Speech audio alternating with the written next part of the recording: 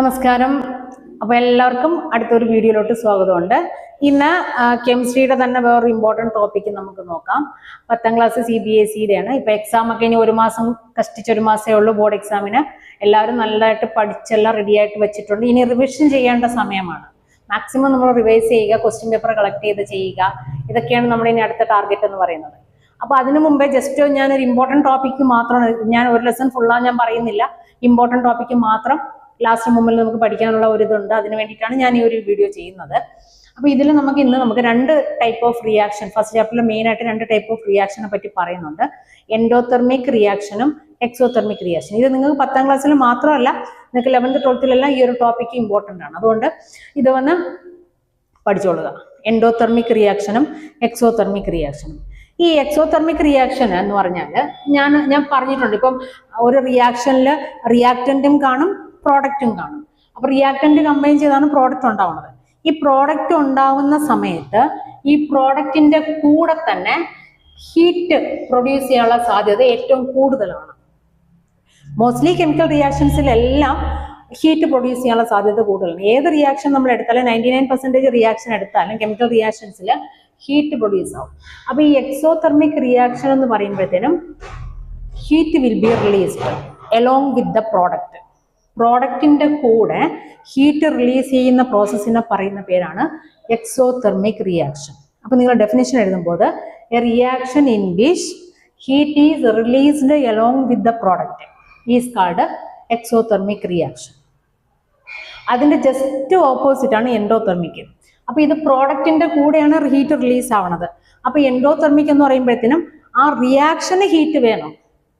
അപ്പൊ റിയാക്റ്റന്റിന്റെ കൂടെ ഹീറ്റ് ഉണ്ടെങ്കിൽ മാത്രമേ പ്രോഡക്റ്റ് കിട്ടുള്ളൂ.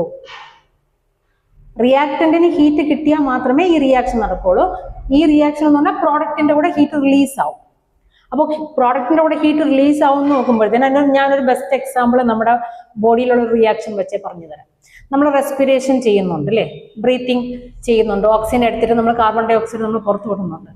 അപ്പൊ ആ ഒരു റെസ്പിറേഷൻ പ്രോസസ്സിൽ നമ്മൾ കാർബൺ ഡൈ ഓക്സൈഡ് വെളിവിടുമ്പോഴത്തേനും നമുക്കറിയാം, നമ്മുടെ കൈ ജസ്റ്റ് ഒന്ന് മൂക്കിന്റെ അവിടെ വയ്ക്കുമ്പോഴത്തേനും ആ ഒരു കാർബൺ ഡൈ ഓക്സൈഡ് ഗ്യാസ് വെളി വരുമ്പോഴത്തേനും അതിന് ചെറിയൊരു ചൂട് അനുഭവപ്പെടും. അപ്പം അതിന്റെ മീനിങ് എന്താണ്?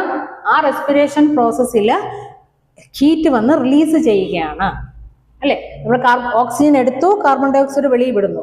അപ്പൊ വെളിവിടുമ്പോൾ, അതായത് കാർബൺ ഡൈ ഓക്സൈഡ് ആണ് ഇവിടെ പ്രോഡക്റ്റ്, ആ കാർബൺ ഡൈ ഓക്സൈഡിന്റെ കൂടെ ഹീറ്റും ഉണ്ടായിട്ടുണ്ട്. അപ്പൊ ഒരു ബെസ്റ്റ് എക്സാമ്പിൾ ആണ് എക്സോതെർമിക് റിയാക്ഷൻ. ഒരു ബെസ്റ്റ് എക്സാമ്പിൾ ആണെന്ന് പറയുന്നത് റെസ്പിറേഷൻ ആണ്. മറക്കരുത് നമ്മുടെ ബോഡി. അതേപോലെ തന്നെയാണ് വേറൊരു റിയാക്ഷൻ എന്ന് പറഞ്ഞാൽ ഡൈജഷനും ഈ ഒരു എക്സോതെർമിക് റിയാക്ഷൻ ഒരു ബെസ്റ്റ് എക്സാമ്പിൾ ആണ്. പിന്നെ അതേപോലെ എന്ന് പറയുമ്പോഴത്തേനും വേറൊരു, ഇപ്പൊ ഈ എൻഡോതെർമിക് റിയാക്ഷൻ നോക്കിക്കഴിഞ്ഞാൽ ഹീറ്റ് അബ്സോർബ് ചെയ്യും. റിയാക്റ്റന്റിന്റെ കൂടെ ആ റിയാക്ഷന് ഹീറ്റ് അബ്സോർബ് ആണ്.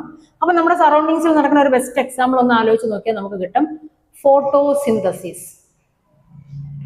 ഫോട്ടോസിന്തസിസ് എന്ന് പറയുമ്പോൾ അറിയാമല്ലോ, plants prepare their own food with the help of sunlight is called photosynthesis.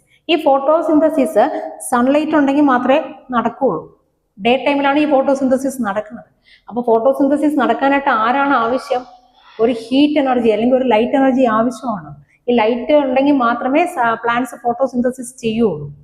അപ്പൊ ഈ ഒരു ഫോട്ടോസിന്തസിസ് എന്ന് പറയുന്ന എക്സാമ്പിൾ എൻഡോതെർമിക് ആണ്, എക്സാമ്പിൾ ആണ്. They absorb heat during this process. അതേപോലെ വേറൊരു എക്സാമ്പിൾ ആണ് ഫോട്ടോഗ്രഫി. ഫോട്ടോഗ്രഫിയിൽ നമുക്കൊരു ഫോട്ടോ എടുക്കണമെങ്കിൽ ലൈറ്റ് ഉണ്ടെങ്കിൽ മാത്രമേ ഫോട്ടോ ക്ലിയർ ആയിട്ട് വരുള്ളൂ. അപ്പൊ ഫോട്ടോ എടുക്കാനും നമുക്ക് ലൈറ്റിന്റെ അല്ലെങ്കിൽ ഹീറ്റിന്റെ ആവശ്യം ഉണ്ട്. അപ്പൊ ഈ രണ്ട് എക്സാമ്പിൾ നമ്മുടെ ഡെയിലി ലൈഫിലുള്ള ഞാൻ സിമ്പിൾ ആയിട്ടുള്ള എക്സാമ്പിൾ ആണ് പറഞ്ഞത്. അപ്പൊ നിങ്ങളുടെ എക്സാമിന് എൻഡോതെർമിക് എക്സോതെർമിക്കിന്റെ ഡിഫറൻസ് കേട്ടാൽ നിങ്ങൾ ആ ഡെഫിനിഷനും എഴുതണം, വിത്ത് എക്സാമ്പിളും എഴുതണം. ഒരു എക്സാമ്പിൾ എങ്കിലും മിനിമം എഴുതാൻ വേണ്ടി ശ്രമിക്കുക. ഇത് അറ്റ്ലീസ്റ്റ് ഒരു MCQ ക്വസ്റ്റ്യൻ എങ്കിലും ചോദിക്കാനുള്ള സാധ്യത കൂടുതലാണ്. ഓക്കെ, അപ്പൊ എൻഡോതെർമിക് എക്സോതെർമിക് റിയാക്ഷൻസ് എല്ലാവർക്കും മനസ്സിലായി എന്ന് വിചാരിക്കുന്നു. ഡൗട്ട് എന്തെങ്കിലും ഉണ്ടെങ്കിൽ കമന്റ് ചെയ്യുക. ഓക്കെ, ചാനൽ സബ്സ്ക്രൈബ് ചെയ്യുക, ഷെയർ ചെയ്യുക. Okay, thank you.